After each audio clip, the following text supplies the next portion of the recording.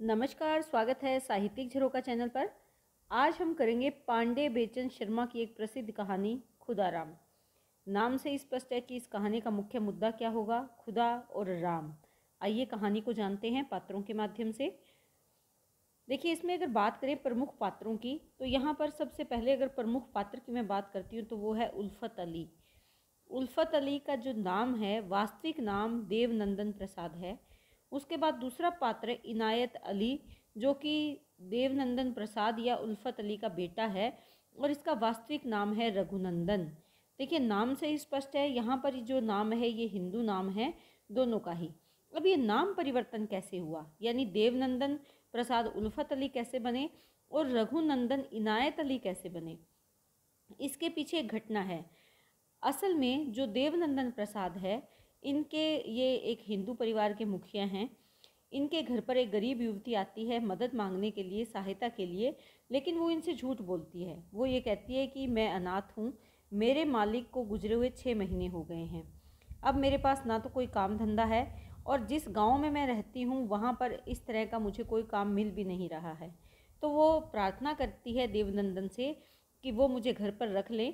वो घर का काम करेगी और 2 वक्त की रोटी खाकर अपना समय व्यतीत कर लेगी। जो देवनंदन की पत्नी है उसको भी इसकी हालत पर तरस आ जाता है, और वो युवती कौन है, वो है फिरोज़ी। लेकिन ये यहाँ पर आकर बताती है कि मेरा नाम रुक्मणी है, यानी फिरोज़ी कौन है यहाँ पर आप ध्यान में दें। तो यहाँ पर एक हिंदू परिवार के धर्म परिवर्तन का कारण फिरोजी बनती है, जो कि आकर अपना नाम रुक्मिणिया बताती है या रुक्मणी बताती है, और अपने आप को हिंदू बताकर इनसे शरण मांगती है। लेकिन कुछ दिनों बाद क्या होता है कि एक आदमी ढूंढते हुए आता है कि क्या आपने किसी गरीब स्त्री को देखा है। तो देवनंदन प्रसाद उसको मना कर देता है, लेकिन वहीं पर रुक्मणी आ जाती है। उसको देखकर उसका पति कहता है कि ये मेरी पत्नी है, जो कुछ 1 महीना पहले मुझसे रूठकर घर से निकल आई है, और आप इसको रुक्मणिया क्यों कह रहे हैं, क्योंकि ये तो कौन है, फिरोज़ी है। रुक्मणिया का जो पति है वही उसका नाम बताता है कि वास्तव में ये फिरोजी है, कोई अहिरन नहीं है। क्योंकि वो आकर बताती है कि मैं अहिरन हूँ, गरीब हूँ, मेरे घर पर कोई कामकाज नहीं है, अकेली हूँ, दुखों की मारी हूँ। उस पर दया करके जो देवनंदन प्रसाद है, उसका परिवार उसे घर पर रख लेता है। अब चारों तरफ बात उठने लगती है कि एक हिंदू वर्ग के व्यक्ति ने एक मुस्लिम स्त्री के हाथ से पानी पिया है, उसके द्वारा बनाया गया भोजन किया है, यानी उसके द्वारा जो चूल्हा चौका किया गया उसी का प्रयोग किया है। देवनंदन प्रसाद शुद्धिकरण की बात करते हैं, और वो कहते हैं कि जो मिट्टी के बर्तन है फेंक दिए जाएंगे, धातु के बर्तन उबाल कर साफ कर लिए जाएंगे, घर को फिर से धोकर स्वच्छ कर लिया जाएगा। लेकिन आसपास के जो लोग हैं वो इकट्ठे हो जाते हैं। वो कहते हैं कि इतने दिनों तक तुमने मुस्लिम के हाथ का खाना खाया है, उसको अपने घर पे रखा है, तो ये सबसे बड़ा पाप है। तो यहाँ पर तुम्हें अब मुस्लिम ही बनना पड़ेगा, हिंदू से तुम्हारा कोई नाता नहीं है।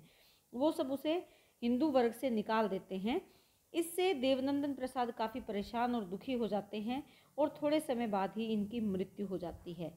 जो रघुनंदन है, जिसका नाम बदलकर इनायत अली कर दिया गया था जब ये मुस्लिम बन गए थे, देवनंदन का नाम उल्फत अली रखा गया जब मुस्लिम आ गए, मुस्लिम बना दिए गए थे, और रघुनंदन का नाम इनायत अली कर दिया गया था। देवनंदन की मृत्यु के पश्चात जो इनायत अली है वो भी बिल्कुल अकेले पड़ गए, और उन्होंने जाकर जो वासुदेव शर्मा है, आर्य समाज के मंत्री पंडित हैं, इनसे जाकर कहा कि हम दोबारा से धर्म परिवर्तन करना चाहते हैं, क्योंकि ना तो हम पूर्ण रूप से मुस्लिम बन पा रहे हैं और ना ही अब हम हिंदू रहें। रघुनंदन ये बताता है कि मेरी पत्नी सुबह सुबह हिंदू धर्म के अनुसार पूजा पाठ करती है, मेरी माता जी भी अब बद्रीनाथ की यात्रा करना चाहती है, तो हम मुस्लिम कहाँ से हुए। हम मुस्लिम वर्ग के प्रति ऐसा नहीं है कि हमारे मन में कटु भाव है, हम मुस्लिम धर्म का भी उतना ही सम्मान करते हैं, लेकिन हम इस धर्म को इसलिए छोड़ना चाहते हैं कि हम उसके साथ न्याय नहीं कर पा रहे हैं।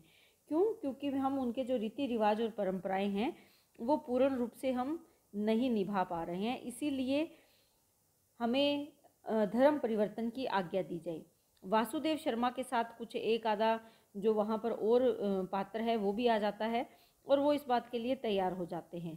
वो रघुनंदन से धर्म परिवर्तन की सहमति दे देते हैं, इस बात पर कि हमारे जो भाई अब हमसे अलग हो गए हैं, या जिनका धर्म परिवर्तन कर दिया गया है वो अब फिर से हमारे धर्म में शामिल हो जाएंगे। लेकिन जब मुस्लिम वर्ग को ये बात पता चलती है तो वो इस बात का विरोध करते हैं। तो दोनों धर्मों के लोगों में आपस में तनातनी हो जाती है। उसी समय उसी तनातनी के माहौल में जिस व्यक्ति का आगमन होता है वो है खुदाराम। कहानी भी इसी नाम पर है, इसी नामकरण या इसी शीर्षक से इस कहानी को रचा गया है। खुदाराम वैसे तो प्रमुख पात्र है, लेकिन मैंने यहाँ कहानी के क्रमानुसार इन पात्रों को दिया है। तो जैसे ही खुदाराम का कहानी में आगमन होता है वो इस रूप में होता है कि एक मस्त मोला स्वभाव का व्यक्ति है। कोई इसे पागल कहता है, कोई इसे बेफिक्री कहता है। बच्चों के साथ इसका बड़ा लगाव है। छोटे बच्चों को पैसे देना, उनको कुछ मीठा खाने के लिए देना, या खुद के पास जो भी होता है वो उसको बच्चों में बांट देते हैं। बच्चे भी इनके साथ ऐसे चिपट जाते हैं जैसे कि बंदर हों। खुदाराम को किसी चीज़ का लालच नहीं है, केवल एक धोती में ये अपना जीवन बिता रहा है। लोगों की मदद करना इसके स्वभाव में शामिल है। जब खुदाराम को इस बात का पता चलता है कि इस तरह से दोनों वर्ग आपस में तनातनी हो गई है, जो हिंदू परिवार है वो मुस्लिम धर्म को छोड़कर दोबारा से हिंदू बनना चाहता है और मुस्लिम धर्म के लोग इस बात का विरोध कर रहे हैं, तो वो बड़ा ही परेशान हो जाता है। इसके लिए वो एक इसमें कुछ पंक्तियाँ आई है गीत की, जिसमें वो कहता है कि तू है मेरा खुदा, मैं हूँ तेरा खुदा, तू खुदा मैं खुदा, फिर जुदाई कहाँ। कि हम सब एक दूसरे के खुदा हैं। जो ईश्वर है वो हम में हमारे भीतर है और हम ईश्वर के भीतर हैं, तो फिर जुदाई कहाँ है। लेकिन इस बात को सभी जो धर्म के लोग हैं वो मानने के लिए तैयार नहीं है। तो खुदाराम क्योंकि एक न्यायप्रिय व्यक्ति है या न्यायपसंद व्यक्ति है, तो ये क्या करता है कि गांव की स्त्रियों को इकट्ठा करता है। सबसे पहले एक बूढ़ी अम्मा के पास जाता है, उसे अपने साथ मिला लेता है और उसको ये कहता है कि मैं तुमसे एक वचन मांगता हूँ कि तुम मेरा साथ दोगी। जो मुस्लिम बूढ़ी है वो उसके साथ देने के लिए तैयार हो जाती है, क्योंकि कोई समय ऐसा था जब उसकी सहायता खुदाराम ने की थी।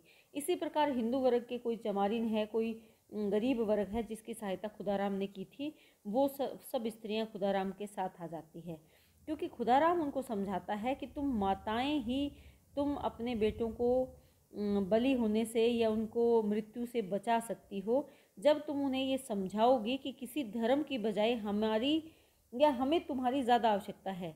कोई भी धर्म खून नहीं मांगता। अगर ऐसा होता तो गंगा में खून, पानी की जगह खून होता। अगर ऐसा होता तो हर कहीं हम देखें तो वहाँ पर पानी नहीं होता, खून होता। तो वो समझाने का प्रयास करता है कि समंदर में भी खून होता, तो खून के फेर में मत पड़ो, क्योंकि खुदा को या ईश्वर को खून पसंद नहीं है। इसी प्रकार वो हिंदुओं को भी ललकारता है कि तुम्हारी माताएं तुम्हें रास्ता दे देंगी। मुसलमानों के हाथ से शस्त्र नीचे गिर जाते हैं। जो बाजा बजाने वाले हैं वो बाजा बजाने भूल जाते हैं। माताओं ने रास्ता बनाया और वेद भगवान की सवारी हजारों मंत्र मुग्ध हिंदुओं के साथ निकल गई। इसी के साथ पुनः से एक ध्वनि सुनाई देती है, तूने मंदिर बनाया तू भगवान है, मैंने मस्जिद उठाई मैं रहमान हूँ। तू भी भगवान मैं भी भगवान, तू खुदा फिर जुदाई कहाँ। इस पवित्र जुलूस के नेता थे खुदाराम। उनके पीछे हिंदू और मुसलमान बच्चे थे। बच्चों के पीछे दोनों जातियों की महिलाएं थीं और सबके पीछे मुसलमान पुरुष जुलूस के सशस्त्र रक्षकों की तरह चल रहे थे। प्रकृति पुलकित और कलेवरा थी, तारिकाएं खिलखिला रही थी, चंद्रमा हंस रहा था और इस दृश्य को देखकर ऐसे लगता था कि खुदाराम ने इस पृथ्वी को स्वर्ग बना दिया है। तो इस कहानी के माध्यम से और प्रमुख पात्र खुदाराम के माध्यम से जो लेखक है वो हिंदू मुस्लिम जो आपसी वैमनस्य है, जो भाई भाई में दीवार खड़ी हो गई है, धर्म के नाम पर, आडंबरों के नाम पर जब हम एक दूसरे का कत्लेआम कर रहे हैं, ऐसे में भाईचारे का संदेश देती हुई कहानी खत्म हो जाती है। हिंदू अपनी जुलूस यात्रा खुशी खुशी निकालते हैं, बच्चे महिलाएं गाते बजाते चलते हैं और मुस्लिम वर्ग भी उनका पूरा साथ देता है, सहयोग करता है और इनका मुखिया बनता है खुदाराम, जहाँ पर ईश्वर भी है और राम भी है, यानी खुदा भी है और हिंदुओं का राम भी है। नाम ही इन्होंने ऐसा रखा है पात्र का, खुदा राम।